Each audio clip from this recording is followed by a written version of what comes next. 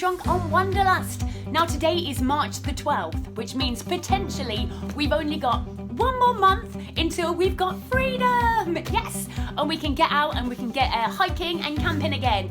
Now I hope to do a ton of long distance hiking trails in the UK this year.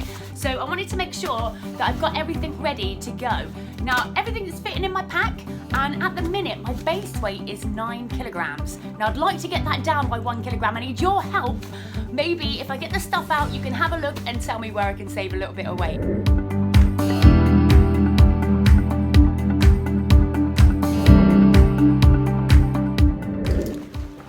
Now the pack itself is an Osprey Fairview 55.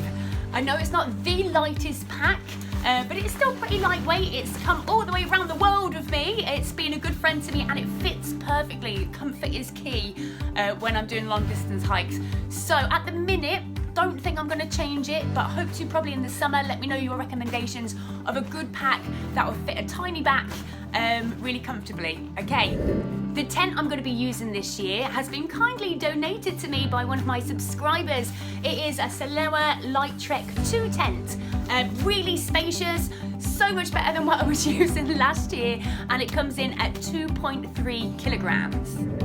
So after being pretty uncomfortable on the first half of the West Highland Way, I was using just a roll mat. I took your guys' advice. Some of you had wrote in the comments and suggested that I get an inflatable sleeping pad, which I have done.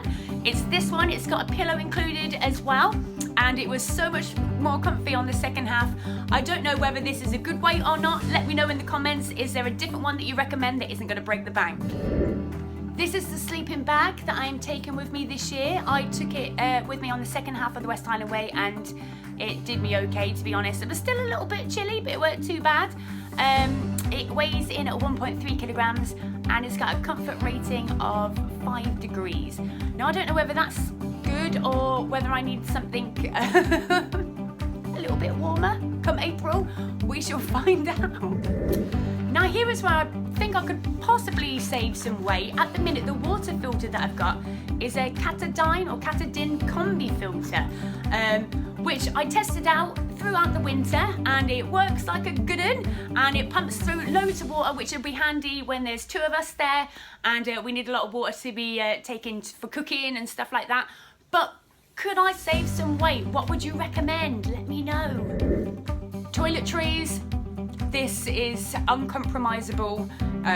There's no way I can get it any smaller or lighter than what it is now, okay? I'm not one of those people, I wish I was, but I can't. I'm not one of those people that can't be clean and fabulous, even when I'm on a long distance hike. Now it is pretty small, there's not really a lot going on in there compared to what I was taking before, so I'm doing well. Progress, progress. This is my Miscellaneous dry bag, full of crap. What have we got in here? Ooh, well, I've got 2 mess tins. I've got some bin liners because leave no trace, it's important. Take my rubbish with me. Toilet roll, you know. A midge net. Came in handy on the West Highland Way, and you never know when you're going to be swarmed. So there you are. I've got a fire lighter.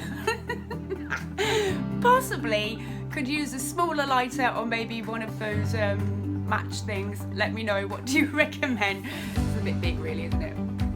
I've got my spork, which has got a knife, fork and spoon and bottle opener, which is very important.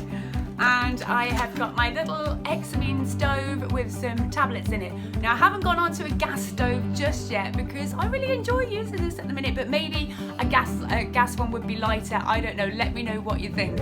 It's the UK, so of course I need a waterproof cover for my rucksack. Right, clothes.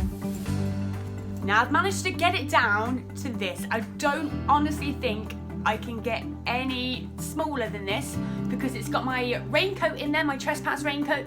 It's got waterproof trousers in there. It's got changes of underwear because once again, I'm not quite at that point where I can just rotate 2 pairs of pants. I need my underwear. Changes of socks and a base layer for sleeping. If there's anything that you recommend, I get rid of, let me know, but please not the underwear.